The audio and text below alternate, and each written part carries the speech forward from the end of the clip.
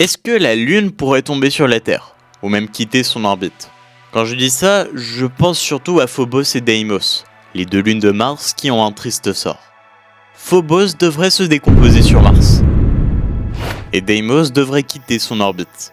Est-ce que c'est possible avec la Lune? C'est ce dont nous allons parler dans cette vidéo, et restez jusqu'à la fin, car on va faire une simulation de ce qui pourrait se passer.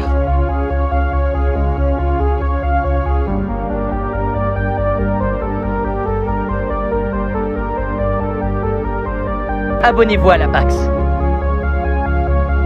Bon, tout d'abord, la Lune, c'est le gros point blanc que vous pouvez voir dans le ciel la nuit. Elle a été formée après la collision entre Gaïa, l'ancêtre de la Terre, et un astre de la taille de Mars, appelé Theia. Et tous ces débris ont d'abord formé la Terre, mais aussi la Lune. Depuis, elle nous tourne autour. Elle tourne certes autour de nous, mais c'est plus compliqué que ça. L'orbite de la Lune est elliptique. Cela veut dire qu'elle va toujours nous montrer la même face, peu importe sa position. Mais c'est aussi un cercle allongé.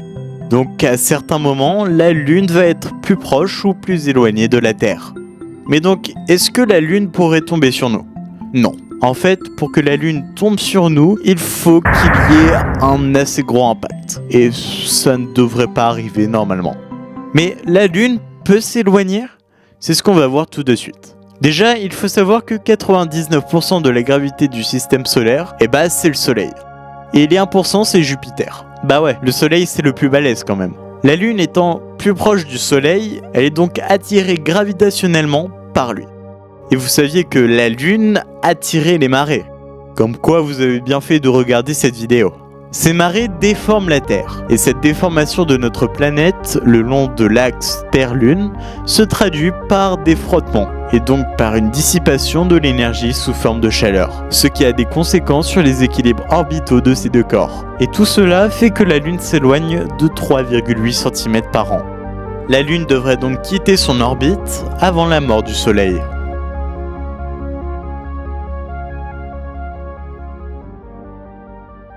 On se retrouve enfin sur Universe Unbox, une simulation de notre univers. En gros, c'est ça. Bon, je vais venir rajouter la Terre dans un premier temps, et je vais après rajouter la Lune pour tout simplement faire le test. Je pense que je vais devoir aussi rajouter le Soleil, parce que tout simplement, je vais devoir changer l'orbite de la Lune, et elle va sûrement se rediriger vers le Soleil.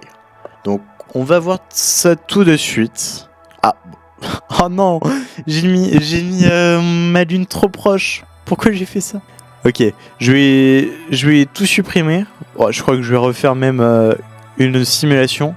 Et cette fois, je vais mettre à une bonne distance la Lune, genre 4000 km quoi.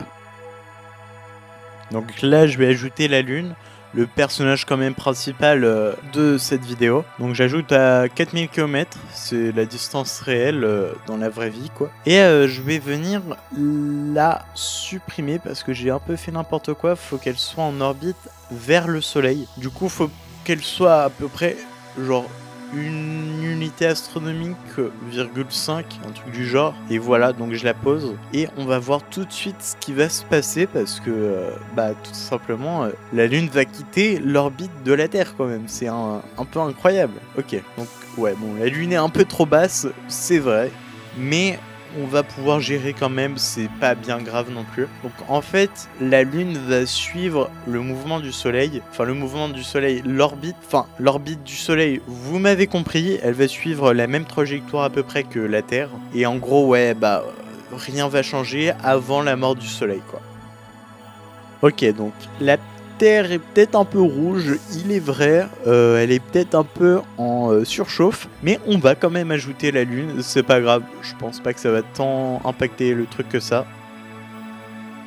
Oh waouh! Ah ouais, direct, on peut voir déjà qu'il y a plein de débris dans l'espace, c'est quand même assez impressionnant, et vraiment la Terre est en fusion quoi. Ah ouais. On peut aussi aller voir dans les statistiques comment c'est. Et on peut voir qu'il fait 1000 degrés sur la Terre. Ah oui, oh waouh. Punaise, ça a refroidi de genre 800 degrés, c'est assez impressionnant. On voit déjà que la Terre refroidit. Bon, après, faut vraiment pas se fier à la Terre comme elle est représentée. Parce que tout simplement, il n'y a qu'une image, il n'y aura pas d'image de la Terre sans eau. Donc faut plus se fier aux statistiques. Et là, on peut voir que la Terre a bizarrement quand même une température normale pour une planète qui vient de se prendre la Lune en pleine face. Après, oui, aussi, ils vont jamais... ça va pas vraiment... ça va pas vraiment ça va pas vraiment détruire la Terre aussi parce que ça n'a pas été non plus conçu pour ça. J'ai envie de tester une expérience. On va ajouter de l'eau à 100%, afin que la Terre se refroidisse plus vite quand même. Ah ouais, vraiment elle se refroidit plus vite là. Bon, par contre les continents sont un peu difformes, c'est un peu bizarre. Bon bah j'ai envie de dire qu'on a tout fait dans la vidéo. Si elle vous a plu, n'hésitez pas à vous abonner et à liker la vidéo. C'était la Pax. A plus.